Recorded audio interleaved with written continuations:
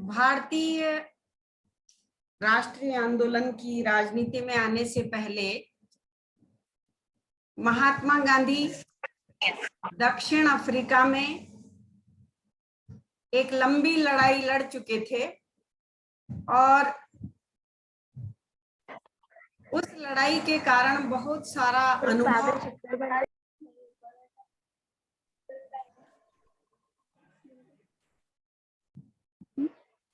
दक्षिण अफ्रीका से, जैसा कि हम जानते हैं 1915 में गांधी भारत में आ गए थे। जैसा कि उनके गुरु गोपाल कृष्ण गोखले ने कहा था कि सबसे पहले आप हिंदुस्तान घूम देखना है, उसे समझना है और कुछ चुपचाप देखकर समझकर उसके बाद आगे की रणनीति बनानी है।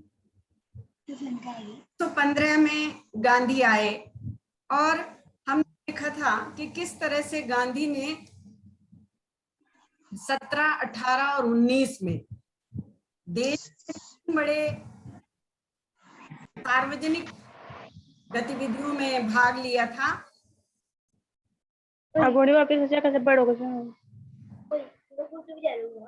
खुद गांधी की हुई थी, जैसे चंपारण का आंदोलन हमने बात की थी। हमने बात की तरह से गांधी ने अहमदाबाद के मिल में साथ दिया था और हमने ये भी देखा था कि किस तरह से खेड़ा के किसानों के साथ मेरे सुन लगा का देखो कोई कावा जरा जुड़ जा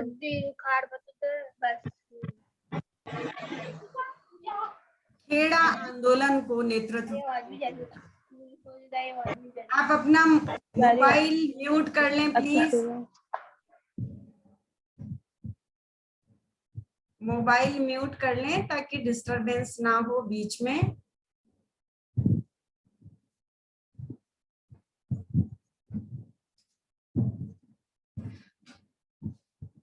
तो ये जो आंदोलन था, खेड़ा आंदोलन, चंपारण आंदोलन, अहमदाबाद आंदोलन, ये 3 बड़े आंदोलनों ने गांधी को भारत में आंदोलन करने की एक समझ भी दी थी और उन्होंने अच्छी तरह से देख लिया था कि किस तरह से हिंदुस्तान की जनता में उन्हें काम करना है। गांधी, आप जानते हैं कि ब्रिटिश सरकार के समर्थक थे और सहयोगी थे, लेकिन अब हम जो बात कर रहे हैं वो गांधी के जीवन में एक नए फेज की बात है, एक नए दौर की बात है और वो दौर है गांधी का असहयोग। तो सबसे पहले हम ये जानेंगे कि वो क्या परिस्थितियां थी जिनकी वजह से सहयोगी गांधी ब्रिटिश सरकार के असहयोगी हो गए। तो अगर हम असहयोग आंदोलन की पृष्ठभूमि की बात करें तो कुछ प्रमुख घटनाएं थी, कुछ प्रमुख कारण थे जिन्होंने गांधी को आंदोलन करने के लिए विवश किया, मजबूर किया। तो जब हम कारणों की बात करते हैं तो सबसे पहला कारण है युद्धोत्तर आर्थिक गतिविधियां। जो आर्थिक कठिनाइयां आई थी वो कठिनाइयां जिन्होंने भारत की जनता में असंतोष पैदा किया और वो असंतोष इतना बढ़ गया कि उस आक्रोश की जनता को अभिव्यक्ति चाहिए थी। आप जानते हैं कि 1919 में प्रथम विश्व युद्ध खत्म हुआ था और ब्रिटिश सरकार ने उस युद्ध में भारतीयों को भी शामिल किया था और भारतीयों ने बड़ी संख्या में विश्व युद्ध में सैनिकों के रूप में भाग लिया था। यहाँ के राजाओं ने अपने अपने यहाँ से बड़ी सेनाएं भेजी थी और जब 1919 में विश्व युद्ध खत्म हुआ तो भारतीयों को यह उम्मीद थी कि बड़े पैमाने पर उन्हें रियायतें दी जाएंगी। उन्होंने ब्रिटिश सरकार की मदद की है तो उसके लिए उनको इनाम दिया जाएगा और ब्रिटिश सरकार, जैसा कि उसने युद्ध से पहले कहा था कि उसका मकसद है दुनिया में लोकतंत्र को कायम करना, राष्ट्रीयता को कायम करना, तो ये सारे विचार और सिद्धांत हिंदुस्तान पर भी लागू किए जाएंगे। इसलिए यहाँ के लोगों के मन में बड़ा उत्साह था जब 1919 में युद्ध समाप्त हुआ और इस युद्ध में ब्रिटिश सरकार और उसके सहयोगी जीते थे। लेकिन विश्व युद्ध में जो सारे संसाधन भारत सरकार ने लगाए थे, उसका परिणाम ये हुआ कि विश्व युद्ध के बाद बड़े पैमाने में भारत में खुद आर्थिक समस्याएं पैदा हो गई। और वो आर्थिक समस्याएं ऐसी थी जैसे मुद्रास्फीति का बढ़ना। मुद्रास्फीति के बढ़ने से बहुत ज्यादा महंगाई का बढ़ना, बेरोजगारी का बढ़ना, संसाधनों का सब वहां लग जाने से एक आर्थिक संकट की स्थिति हिंदुस्तान के सभी वर्गों में पैदा हो गई। तो इसको लेकर बड़ा असंतोष था कि ये सारी समस्याएं ब्रिटिश सरकार को हल करनी चाहिए। लेकिन ब्रिटिश सरकार के मन में कुछ और था और ब्रिटिश सरकार ने हिंदुस्तानियों के प्रति सहानुभूति से सोचने के बजाय जो काम किया, जिस नाम के लिए वो जानी जाती है और वह बदनाम है जानी क्या जाती है, वह है रॉलेट एक्ट। आप सबने इसका नाम सुना होगा। मार्च 1919 में ब्रिटिश सरकार ने रॉलेट एक्ट पास किया और इस रॉलेट एक्ट को पास करने का मकसद ये था, सर सिडनी रॉलेट इसके चेयरपर्सन थे, उनके नाम पर ये बना था, इसलिए इसको रॉलेट एक्ट कहते हैं। और इसका मकसद था कि देश में पहले से युद्धकालीन संकट को देखते हुए जो कानून लाया गया था 1915 में, भारत रक्षा अधिनियम, जिसके माध्यम से ब्रिटिश सरकार किसी को भी कभी भी गिरफ्तार कर सकती थी, उस कानून को कंटिन्यू करने के लिए, उसको मेंटेन करने के लिए अब युद्ध खत्म हो जाने के बावजूद ब्रिटिश सरकार ने एक ऐसा कानून लेकर आई जिसका मकसद था बिना वारंट के, बिना बताए किसी को भी किसी भी शक के आधार पर कभी भी गिरफ्तार किया जा सकता है। तो ये एक बड़ी बात थी रॉलेट एक्ट। और इस रॉलेट एक्ट के खिलाफ पूरे देश में असंतोष व्याप्त होना स्वाभाविक था, क्योंकि आप जानते हैं कि ये एक ऐसा समय था जब हिंदुस्तान में काफी सारी जागृति आ चुकी थी और इस जागृति के कारण यहाँ के नेता समझ रहे थे कि इस तरह का एक्ट लाकर भारत सरकार ने भारतीयों को पुरस्कार देने के बजाय सजा देने का निश्चय किया है। तो ये जो एक्ट था, इस एक्ट के खिलाफ गांधी ने सबको संगठित करना शुरू किया। कांग्रेस जो नेता थे वो लामबंद होना शुरू हुए और उनकी लामबंदी का आलम ये था कि गांधी ने खुद एक सभा बनाई, सत्याग्रह सभा, और ये सोचा, ये तय किया गया कि इस आंदोलन का भारत व्यापी विरोध किया जाए। ये सब तैयारियां चल ही रही थी। रॉलेट एक्ट का तो लोग विरोध कर ही रहे थे। इसी बीच 10 अप्रैल को जो पंजाब है, पंजाब में ज्यादा देश के अन्य हिस्सों की तरह विरोध हो रहा था और 10 अप्रैल को ब्रिटिश सरकार ने इस विरोध के खिलाफ वहां कुछ बड़े नेता थे, उनको गिरफ्तार कर लिया, सैफुद्दीन किचलू और सत्यपाल को। तो इसको गिरफ्तार करने की वजह से पंजाब की जनता का आक्रोश ब्रिटिश सरकार के प्रति और ज्यादा, बहुत ज्यादा बढ़ गया और सरकार ने 10 अप्रैल को इस भीड़ पर फायरिंग भी की, जिससे 4-5 लोग मारे गए और इससे पंजाबियों का असंतोष और बढ़ गया और राष्ट्रीय नेता पर भी इस पर निगाह बनाए हुए थे। ऐसी स्थिति में 10 अप्रैल के बाद 13 अप्रैल को पंजाब का एक महत्वपूर्ण त्योहार है बैसाखी, वो था और गांवों से, आसपास के गांवों से लोग अमृतसर आए हुए थे और आंदोलन के नेताओं की भी एक मीटिंग थी और इस मीटिंग के लिए सारे लोग जलियांवाला बाग में इकट्ठा हुए थे।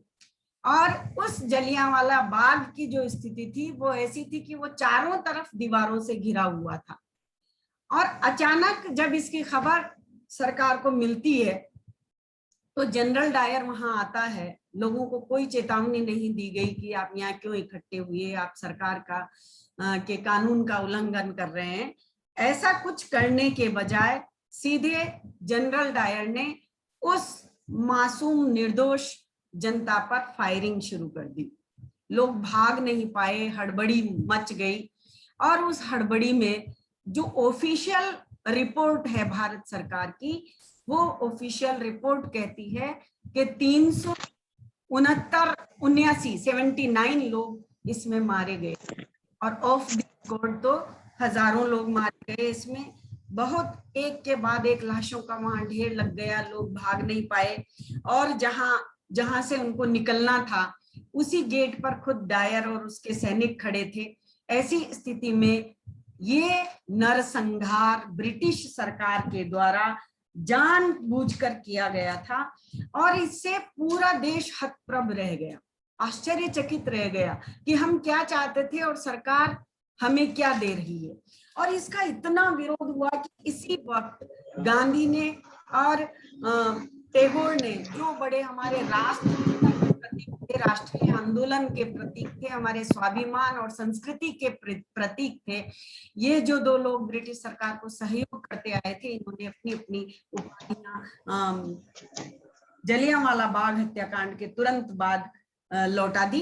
तो ये जलियांवाला बाग हत्याकांड एकदम ऐसी घटना थी जिसे देश का कोई भी समझदार व्यक्ति या जागरूक, तो हम क्या कहें, इंसानियत के नाते भी देश में चारों तरफ जलियांवाला बाग हत्याकांड को लेकर हाहाकार मच गया। और ऐसी स्थिति में असंतोष को रोक पाना मुश्किल था, और गांधी के लिए भी ये संभव नहीं था कि वे आगे सरकार से सहयोग करें।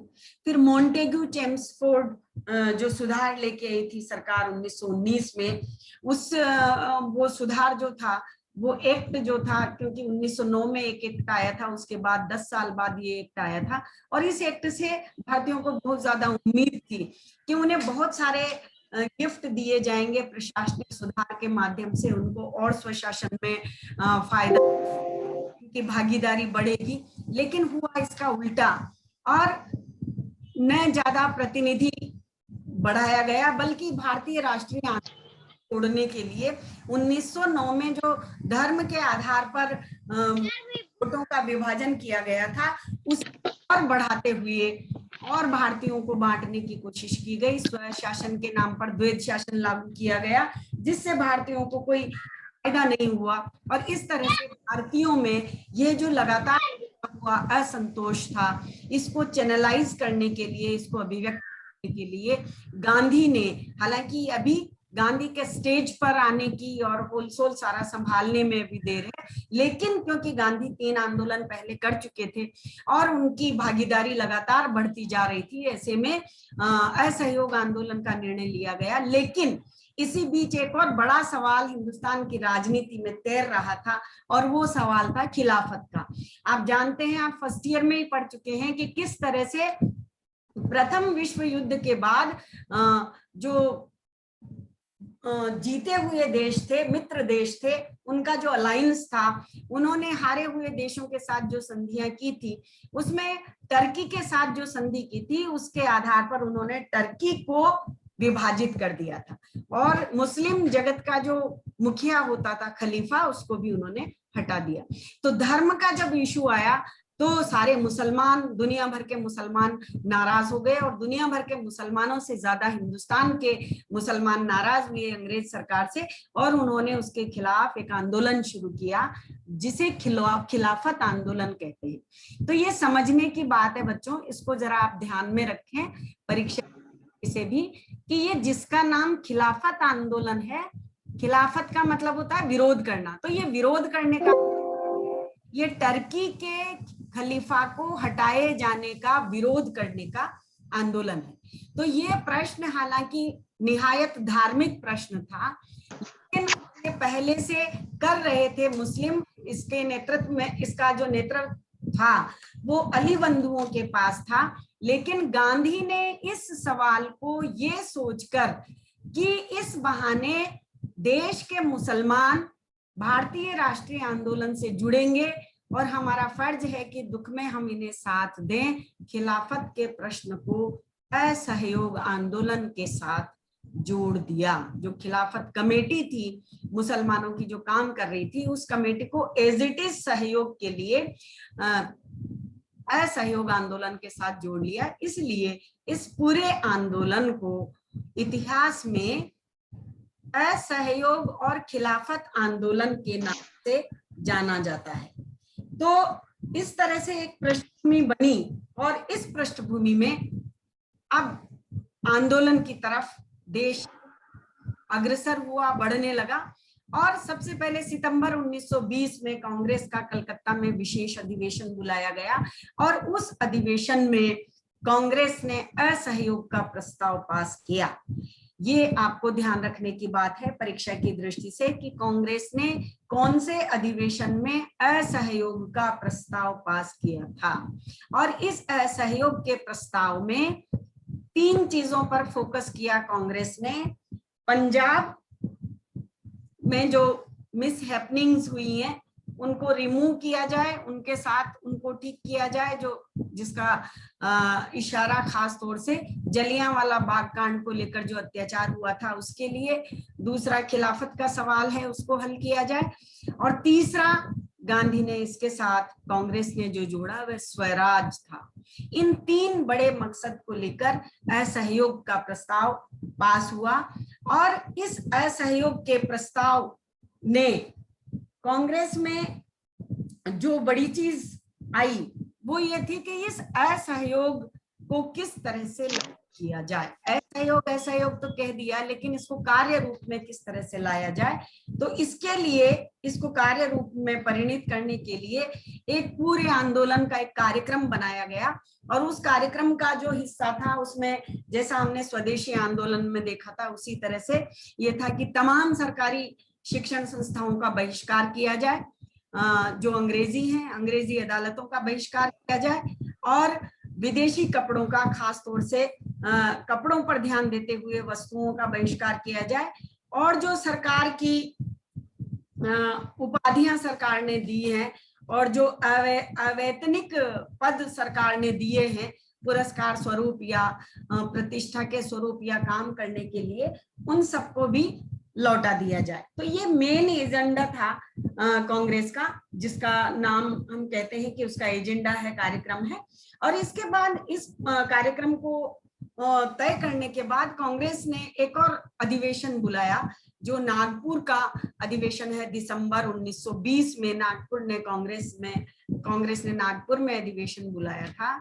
और इस अधिवेशन के प्रस्ताव पर आपको बहुत ध्यान से इस बात को समझना है कि दिसंबर 1920 के नागपुर अधिवेशन में कांग्रेस ने पहली बार राष्ट्रीय स्तर पर कार्य समिति का गठन किया था। 15 सदस्यीय ये कार्य समिति थी, इसका गठन किया और प्रांतीय समितियों का गठन किया। और ये प्रांतीय समितियां पहली बार कांग्रेस में भाषा के आधार पर गठित की गई थी। जो प्रांत थे उनके बजाय ये समितियां भाषा के आधार पर गठित करके भारत की जो भाषाई विविधता थी उसको प्रोत्साहन देने का काम किया गया था। और इसके बाद गांधी की जिस घोषणा पर भी सवाल आ जाता है कि गांधी ने कब ये घोषणा की थी कि हम अगर 1 साल पूरा साल असहयोग के इस एजेंडे पर कायम रहते हैं तो वह दिन दूर नहीं, यानी कि 1 साल के अंदर अंदर हम असहयोग आंदोलन के बलबूते स्वराज को हासिल कर लेंगे। तो ये एक महत्वपूर्ण घोषणा थी। और इसमें ये बात कही गई कि जो कांग्रेस है अब उसका मकसद, अब देखिए धीरे धीरे कांग्रेस, आप ध्यान दो इस बात पर कि कांग्रेस शिफ्ट हो रही है अपने स्वरूप में।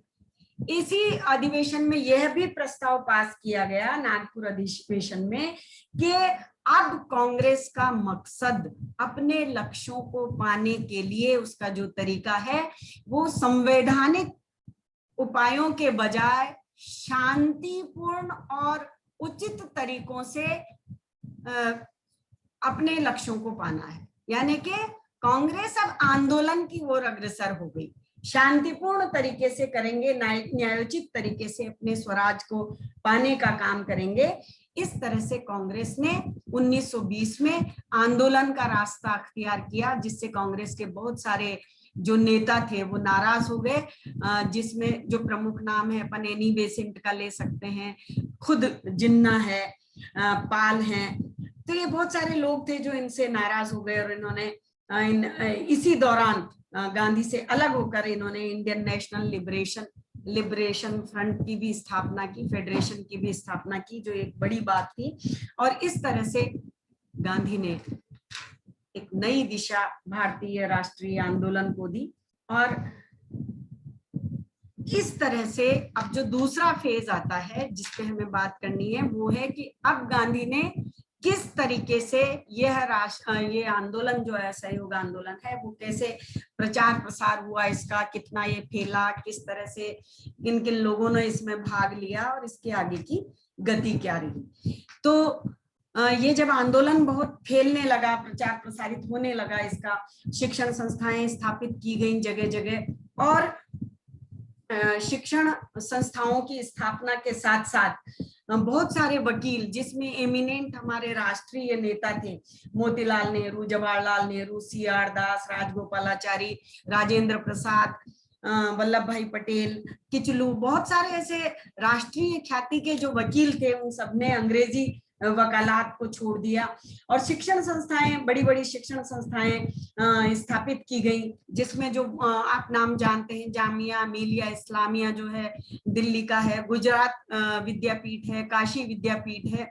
और इस दौर में कम से कम 800 शिक्षण संस्थाएं, राष्ट्रीय शिक्षण संस्थाएं विद्यमान थी, जो अंग्रेजी शिक्षा की खिलाफत के बरक्स खड़ी की गई थी।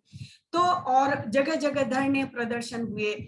खासतौर से हम बात करें तो बंगाल है, जो पहले ही स्वदेशी आंदोलन का एक बड़ा गढ़ रह चुका था, बिहार है, उड़ीसा है, इधर से हम चले तो उत्तर भारत के बहुत सारे इलाके हैं, खुद बंबई है।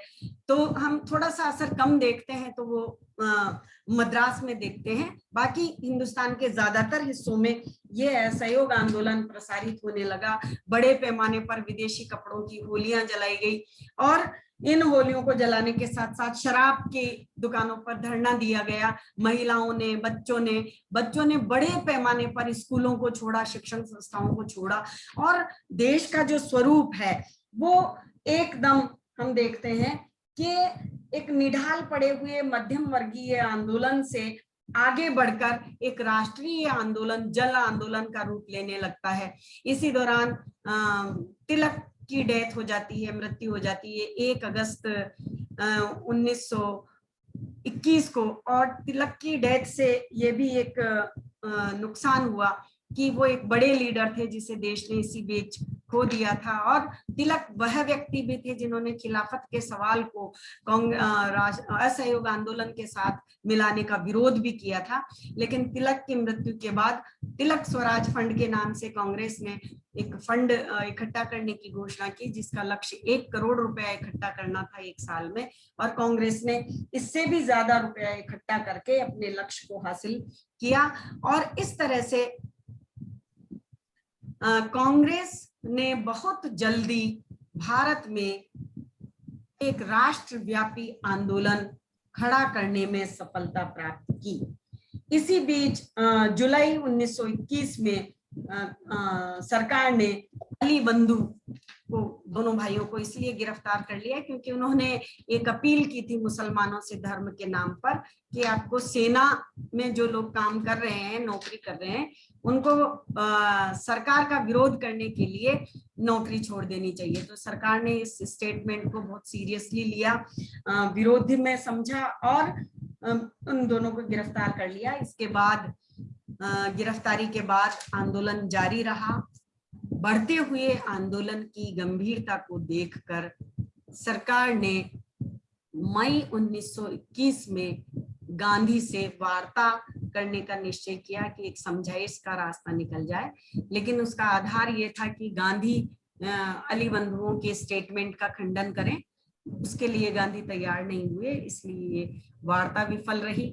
वार्ता के विफल होने के बाद सरकार ने जब बहुत ज्यादा दमन का रास्ता अपनाने का तय किया, और दमन का हाल ये था कि सरकार ने तमाम जो स्वयंसेवी संगठन थे उनको, उन पर रोक लगा दी, उनको अवैध घोषित कर दिया। बड़े पैमाने पर निचले स्तर और बड़े स्तर पर कार्यकर्ताओं की गिरफ्तारियां शुरू हो गई। सार्वजनिक सभाओं को करने पर रोक लगा दी गई। प्रेस जो लगातार विभिन्न हिस्सों में होने वाले आंदोलनों की खबर छाप रहा था, उस पर प्रतिबंध लगा दिया गया। और इसी बीच प्रिंस ऑफ वेल्स आए थे हिंदुस्तान के टूर पर 17 नवंबर 1921 को। तो उनके आगमन पर पूरे देश में विरोध स्वरूप किसी ने उनका स्वागत नहीं किया और पूरे देश में सन्नाटा पसर गया। इस सबको सरकार बर्दाश्त करने के लिए तैयार नहीं थी। इसलिए सरकार ने अंत में ये तय किया कि बड़े पैमाने पर राष्ट्रीय स्तर पर नेताओं की गिरफ्तारी कर दी, जिनमें खुद राष्ट्रीय नेताओं की गिरफ्तारियां भी शामिल थी। और इन गिरफ्तारियों के कारण अभी नेता हमारे पीछे हटने को तैयार नहीं थे। गांधी ने यह घोषणा की कि अगर ब्रिटिश सरकार इसी तरह का दमन जारी रखती है, इनको वापस नहीं लेती है, अपने दमनात्मक कदमों को वापस नहीं हटाती है, तो अब हम सविनय अवज्ञा आंदोलन करेंगे। बच्चों, ये बात ध्यान रखने की है कि असहयोग आंदोलन कर रहे थे अभी तक, अब गांधी ने कहा कि वे सविनय अवज्ञा आंदोलन करेंगे, यानी कि सरकार के नियमों का उल्लंघन करने की शुरुआत करेंगे। अभी तक वे असहयोग कर रहे थे। 1 फरवरी 1922 को जब ये घोषणा की गई कि अब वे सविनय अवज्ञा आंदोलन शुरू करेंगे अगर सरकार ने दमन खत्म नहीं किया तो। लेकिन इसी बीच 5 फरवरी को गोरखपुर में एक भीड़ द्वारा हिंसात्मक कदम उठाए जाने के कारण वहां के जो थाना था वहां एक विरोध प्रदर्शन हो रहा था। जो पुलिस थी उसने उस पर डंडे बरसाए, इसके खिलाफ उनकी झड़प हो गई पुलिस से जनता की, और इस झड़प के कारण पुलिस ने फायरिंग कर दी। इसके खिलाफ जनता में और आक्रोश बढ़ा और एक पुलिस थाने में बंद करके पुलिस कर्मियों में आग लगा दी पुलिस थाने में जनता ने, जिससे 22 लोगों की मौत हो गई पुलिस कर्मियों की। और इसकी खबर जब गांधी को मिली तो उन्होंने तुरंत असहयोग आंदोलन को, जो पूरे राष्ट्रीय स्तर पर फैल चुका था, जो बहुत अच्छी गति में था, उसको स्थगित करने का प्रस्ताव कांग्रेस से किया। और 12 फरवरी 1922 को कांग्रेस ने बारडोली में मीटिंग बुलाई और प्रस्ताव पास करके इस असहयोग आंदोलन को वापस ले लिया। तो ये ऐसे एक चरम पर था। नेहरू ने लिखा है, नेहरू बिल्कुल जवान थे और उनकी पूरी टीम स्तब्ध रह गई ये जान के कि गांधी ने आंदोलन वापस ले लिया। वो कहते हैं कि हमको तो समझ में ही नहीं आया कि ये कितना बड़ा एक अहितकारी कदम है, लेकिन गांधी जैसा कि उनका सिद्धांत था कि वे सत्य और अहिंसा पर ही किसी आंदोलन को चलाएंगे, उसके साथ कोई कॉम्प्रोमाइज नहीं करेंगे। इसलिए गांधी ने जब ये आंदोलन वापस लिया तो कांग्रेस के नेताओं के पास भी कोई रास्ता नहीं था, क्योंकि गांधी ही इस आंदोलन के सर्वे सर्वा थे। और इस तरह से गांधी के असहयोग आंदोलन के स्थगन के साथ ही पूरे देश में जितना, ये तत्कालीन नेताओं की प्रतिक्रियाएं थी कि हम जितना आगे बढ़े थे एक झटके में पीछे चले गए, क्योंकि देश बहुत जोश में था। लेकिन गांधी का कहना था कि अगर ये गांधी ने बाद में कहा भी था कि ये मेरी हिमालय जैसी भूल थी कि मैंने आंदोलन के लिए जब तक सब लोग तैयार नहीं हो जाते, क्योंकि सत्य अहिंसा कोई आसान सिद्धांत नहीं था। सत्य अहिंसा का मतलब ये नहीं है सिर्फ कि आंदोलन में आप चले गए। उनका एक बड़ा भारी कंसेप्ट है, थ्योरी है गांधी की, कि आप मन से सत्य अहिंसा को अपनाएं, आपका आत्मबल बहुत मजबूत हो, आप जो कहते हैं वो आप करें, आपको विरोधी की हिंसा को सहन करने की ताकत हो, आप पे कोई हमला करता है, आपके अत्याचार करता है तो उसको आप सहन करें। तो ये सब चीजें ऐसी थी जिन चीजों की वजह से गांधी इस बात के लिए तैयार नहीं थे। वो उन्होंने कई बार कहा कि अगर आजादी और अहिंसा में से चुनना पड़ा तो वो अहिंसा चुनना पसंद करेंगे, लेकिन कायरता और हिंसा में से चुनना पड़ा तो फिर वो कायरता को नहीं, हिंसा को चुनेंगे। तो इस तरह से एक बड़े राष्ट्रव्यापी आंदोलन का अचानक पटाक्षेप हो गया। अब गांधी ने खिलाफत को क्यों जोड़ा, इसको लेकर भी क्रिटिसाइज किया जाता है, और गांधी की इसलिए भी आलोचना की गई कि उन्होंने धर्म के सवाल को राष्ट्रीय आंदोलन के साथ मिलाकर सांप्रदायिकता को बढ़ाया। बाद में मोपला विद्रोह भी हुए। राष्ट्रीय आंदोलन में बहुत सारे जो स्थानीय आंदोलन थे, अवध का आंदोलन था, एकी आंदोलन था, बहुत सारे आंदोलनों को इससे बल मिला था, असहयोग आंदोलन से। जो मजदूर थे आसाम में काम करने वाले, चाय बागानों में और रेल में काम करने वाले मजदूर थे, उन्होंने भी इस आंदोलन के साथ जुड़कर अपनी मांगे, अपना आंदोलन चलाया था। इस तरह से एक राष्ट्रव्यापी आंदोलन पहली बार देश में खड़ा हुआ था, लेकिन कुछ गांधी के सिद्धांतों के साथ समझौता न करने की स्थिति में ये कहकर कि अभी शायद देश इस तरह के आंदोलन के लिए तैयार नहीं हुआ है, गांधी ने असहयोग आंदोलन को समाप्त कर दिया। तो ये इस तरह से देश का एक बड़ा आंदोलन है।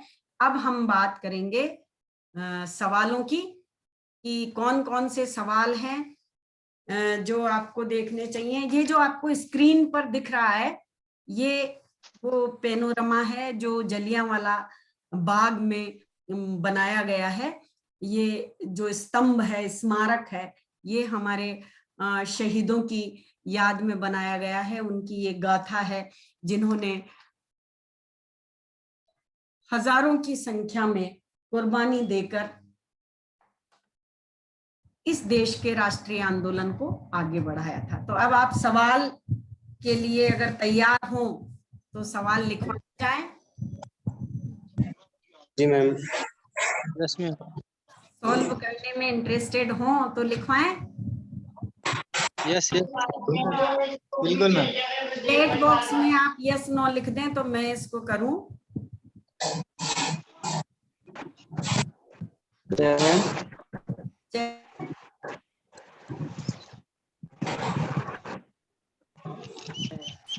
मैम आपको पर्वत सिंह लिखवाएं सवाल। Yes ma'am. हाँ लिखवाए मैम। पर्वत सिंह, अभिषेक, रेडी बैठे हम लोग। नितेश दिख रहे हैं मुझे, मोहन, यस मैम। प्रिया, मांगीलाल, लिखाओ मैम लिखाओ। विनोद। नींद नहीं आ जाए तुम लोगों को, चलो लिखो। नहीं आएगी। इंडियन नेशनल लिबरल फेडरेशन बनाई थी। Indian national liberal federation, Indian national liberation front federation बनाई थी। दूसरा है, गांधी को केसरे हिंद की उपाधि, गांधी को केसरे हिंद की उपाधि क्यों दी गई थी? प्रथम विश्व युद्ध और भारत सहयोग आंदोलन के दौरान टैगोर ने कौन सी उपाधि लौटाई थी? टैगोर ने कौन सी उपाधि लौटाई थी? ध्यान से समझ लेना, नहीं तो तुम उत्तर देते हो सवाल जो नहीं पूछते, उसके भी दे सकते हो, अच्छी बात है। तुम और सवाल भी बना सकते हो अगर तुम्हें कुछ समझते हैं तो। नेक्स्ट है रॉलेट एक्ट का आधिकारिक नाम क्या था? रॉलेट एक्ट का आधिकारिक नाम क्या था? बहुत ध्यान से पढ़ा करो बच्चों, तब ये बारीक बारीक सा अंतर तुम्हें समझ में आएगा। गांधी ने भारत में पहला असहयोग आंदोलन कब किया था?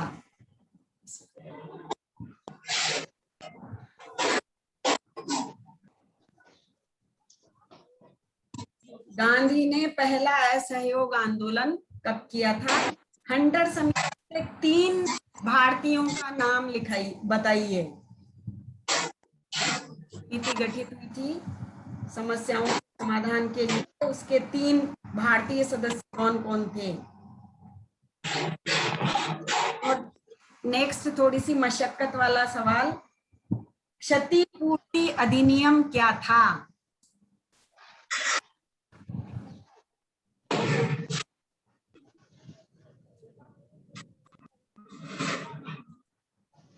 क्षतिपूर्ति अधिनियम क्या था?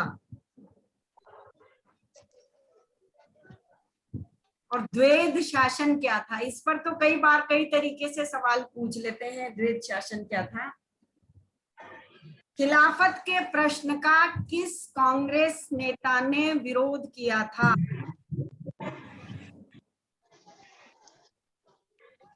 खिलाफत के प्रश्न का किस कांग्रेस नेता ने विरोध किया था?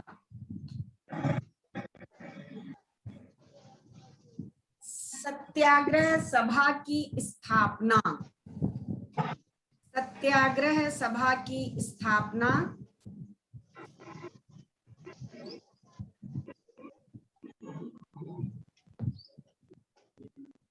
क्यों, कब, किसने की थी?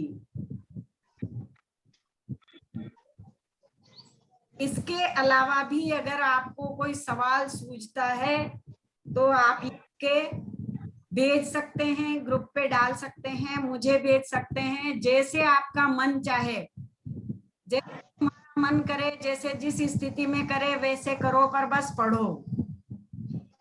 देखो प्रीति हमेशा बहुत प्रोएक्टिव रहती है, हमेशा बहुत जल्दी सवालों के जवाब देती हैं। बहुत वेरी गुड प्रीति, बहुत